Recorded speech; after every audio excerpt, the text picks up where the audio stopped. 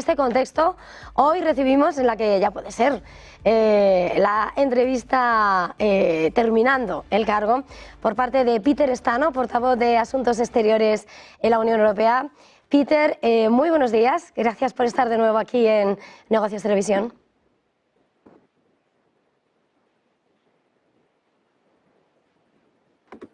Peter, creo que me puede escuchar, ¿verdad? ¿Sí? Sí, sí. Ajá. Bueno, le estaba señalando cómo ya termina, ¿no?, este mandato, esta primera Comisión Europea liderada por Úrsula Von der Leyen, a punto de iniciar la nueva Comisión. Le quería preguntar cuáles van a ser los grandes desafíos en política exterior para esta Comisión nueva que tiene que iniciar su andadura.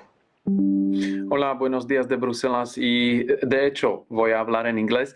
So factually, indeed, the new commission will enter into the office on Sunday, 1st of December, and the challenges are really huge because we are seeing that both internally the European Union is facing a lot of challenges economically, but also in terms of foreign interference, information manipulation, and externally, the challenges externally are even more serious because they present an existential threat for the European Union. And that's, first of all, Russia's illegal aggression against Ukraine that still continues, and we are heading into a very difficult winter because Russia is bombarding civilian energy infrastructure.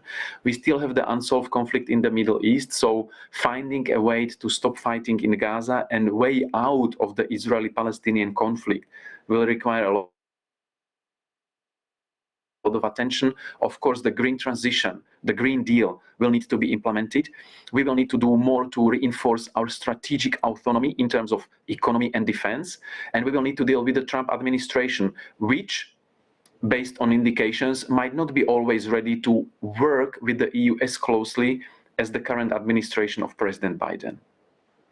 Peter, estaba señalando sobre todo en política exterior esos grandes desafíos para la nueva comisión y mirando principalmente cómo continúa la guerra en Ucrania, también Oriente Medio. Está claro que ahí es donde hacía hincapié Úrsula Von der Leyen, señalando cómo se va a crear un libro blanco para la defensa, la necesidad de que Europa se responsabilice de su propia seguridad y, por lo tanto, la necesidad de invertir en una capacidad armamentística y, además, un horizonte en el que, además, se contempla un posible conflicto hacia 2030. Le quería preguntar ese espacio temporal, ¿hasta qué punto acerca el riesgo de un conflicto más amplio aquí en Europa y si realmente nos encontramos en una situación tan vulnerable como para ser dueños de nuestra propia defensa en tan corto espacio de tiempo? You are absolutely right. It is of utmost priority for the Europeans, for our member states, 27 of them, 27 member states have a task to continue beefing up our defense capacities. A lot has been done already in the past few years. We have adopted strategic compass, brújula estratégica.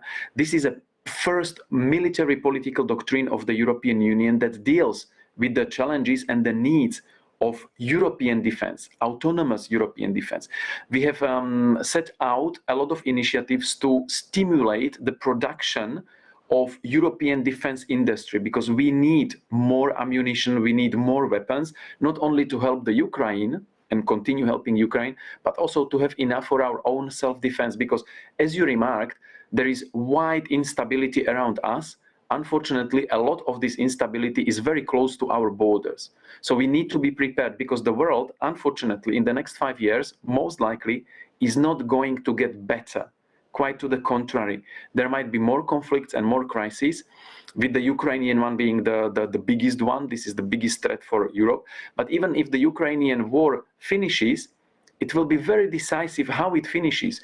If Putin wins, then we cannot be safe, because we don't know what he will do next. He will feel encouraged to continue violating international law because he knows he can get away with it. If Ukraine wins and there is a fair peace, maybe things will stabilize. But we still have unsettled conflicts in Africa. Middle East will remain a source of problems. And I'm not talking about what might happen between China and Taiwan. So we need to be ready.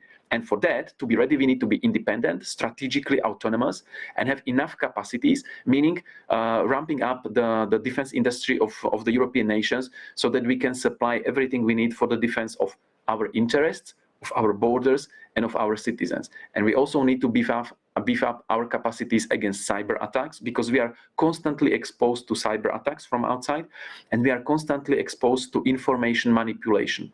These are the hybrid threats which pose also a very big challenge, which will only grow with the development of artificial intelligence, which makes it faster, more efficient, and cheaper to manipulate information.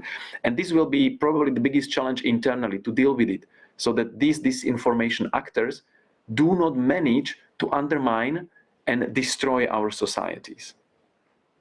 Peter, señalaba de alguna manera, ¿no?, como la importancia, sobre todo, de que Ucrania cuente con ese apoyo, que Putin no gane, y en este escenario la importancia de mantener el apoyo que subraya, aunque vamos a tener más desafíos. Pero centrándonos en este asunto, hemos visto cómo en el conflicto se ha ido intensificando, se han ido cruzando líneas rojas de cara a lo marcado por Putin, y existe el debate, pertenece a cada Estado, sobre enviar o no efectivos a Ucrania, por lo que se tomaría como una escalada. Pero Kallas, que va a encargarse, va a suceder a Borrell a partir de ahora, situaba a Ucrania, ¿no?, como estaba señalando ahora mismo usted, como clave en los próximos 5 años, al mismo tiempo que Estados Unidos ha pedido a Kiev que rebaje la edad de reclutamiento a 18 años porque no tienen tropas con las que hacer frente. Esa necesidad de efectivos nos acerca más a la posibilidad de tener que llevar esa ayuda. ¿Eso significaría una escalada de cruzar muchas líneas rojas? You are absolutely right. I mean, a lot of red lines have been already crossed by Russia, because Russia is violating international law. They are committing war crimes against civilians, bombarding energy infrastructure, kidnapping kids from Ukraine and bringing them to Russia for re-education. This is most heinous crime committed on children. And then Russia's nuclear gamble. I mean, they occupied the biggest nuclear plant, the Zaporozhye nuclear plant. So they crossed a lot of red lines. But we Europeans, again, the outgoing High Representative Borrell was very clear, and he said, we need to give Ukraine everything Ukrainians need to defend themselves. Ukrainians said several times, we don't need your troops, we need your weapons. Give us your weapons, we are ready to use them to defend ourselves, because they are fighting for us as well. So we need to give them everything they need, and we need to unbind their hands, because their hands are bound behind their backs as long as they cannot use these weapons to strike the aggressor on his territory. And this is the ongoing debate, whether the weapons supplied by individual member states can be used by Ukrainians to hit military targets in Russia. In Brussels, High Representative Borrell, and I'm sure the incoming High Representative Kallas, agree with the notion that in line with the international law, Ukraine is entitled in its self-defense to hit military targets also on the aggressor's territory. But it's in the end member states themselves who decide whether they lift these restrictions or whether they keep them, because it's the member states individually who are supplying weapons to Ukraine. The weapons are not supplied from Brussels. Brussels offers political support and a lot of financial support, but a lot is being done, especially militarily, by the member states. So they need to decide in how far they are willing to help the Ukrainians. And High Representative Borrell was very clear. We cannot only shoot down the arrows, meaning the missiles, the drones, and the bombs which Russia is launching. We need to target the archers. That means the launching places. And the launching places for these are in Russia, they are not in Ukraine. So the Brussels perspective and position is very clear, but it's up to the member states, because in this case, like in many other cases when it comes to defense policy and foreign policy, it's the member states who have the sovereignty to decide. Peter, citaba ahora mismo a Josep Borrell, al alto representante de estos últimos 5 años. Ayer le escuchábamos, decía, bueno, mañana me voy, hoy es vuestro último día y apuntaba con pesar cómo desde el primer momento se ha estado buscando una solución al conflicto en Oriente Medio y volvía a señalar que todo pasa por la creación de dos estados y que es vital para la garantía de la estabilidad en la región y también de Europa.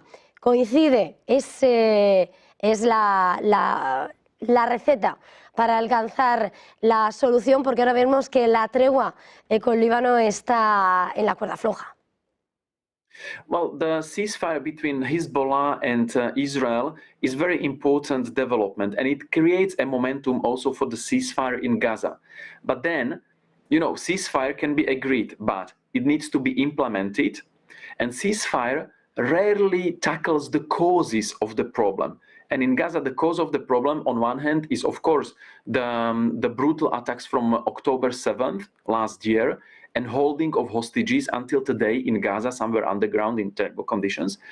But on the other hand, the overall root causes are the unsolved Palestinian issue. And this is why High Representative Borrell was saying we need to find sustainable solutions that prevent similar tragedies from happening over and over again. That's why we said as European Union that for us and for the big majority of international community, the only sustainable solution is to restart the peace talks about a two-state solution. Because as long Palestinians don't live in freedom and in their own state, they will always be under occupation, oppression, and frustration. And frustration breeds extremism. If you have nothing to lose, then, you know, you don't mind becoming a terrorist and causing a lot of damage. So it's a perpetualization. The occupation is the perpetualization of the problem. Everyone knows it. Human history shows a lot of proofs. So the two-state solution is the only feasible, sustainable political way out of the crisis in the Middle East, the crisis which has been with us, unfortunately, for more than 7 decades, and which brought a lot of suffering to the people on the ground and a lot of instability to the region, including for the Europeans. Antes de terminar, Peter, le quería preguntar, comenzábamos, ¿no?, con los desafíos de la nueva comisión y más allá de la nueva comisión está la realidad y los cambios, ¿no?, que acontecen. El 20 de enero Donald Trump dirigirá a los Estados Unidos. Su victoria, bueno, era de lectura más complicada por parte de los Estados europeos y quería preguntarle si realmente cree que se va a dificultar esas relaciones o si la Unión Europea no se puede permitir un enfriamiento de las relaciones con Washington. ¿Cómo cree que deberían ir esas relaciones y si realmente empiezan de forma tan complicada como al menos públicamente parece? United States has been traditionally the most like-minded partner of the Europeans, the closest partner of Europe. So we are bound to work together. And every time we worked together, we always achieved better results for ourselves in Europe and in America, but also for the international community. So I think it's in general public interest that Europe, European Union, and United States cooperate together. If Trump administration decides that they don't want to do stuff together with the European Union, okay, we grew as Europeans more self-reliant, we grew more self-confident, and we are able now to do things on our own. Our preference will be always to do stuff with allies and partners if possible, but if necessary, we are able to do it already alone.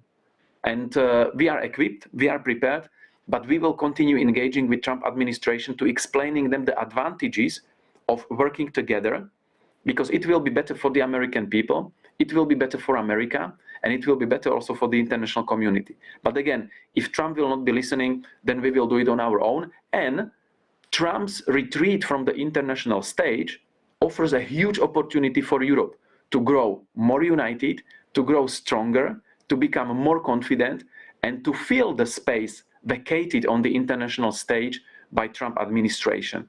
All this will happen if the member states and the leaderships, political leaderships in our member state, will have enough wisdom, vision, and courage to fill this space. But again, the main priority is always to engage with the Americans, because it's a long-standing partnership that goes beyond one electoral cycle. And whenever we did things together, we were more successful than when we went our own separate ways. Peter Stano, portavoz de Asuntos Exteriores en la Unión Europea. Ha sido un verdadero placer. Gracias por habernos acompañado en tantas ocasiones desde este puesto. Feliz nueva página a partir de ahora. Gracias, feliz jornada, feliz semana. Muchas gracias, fue un placer para mí. Hasta muy pronto.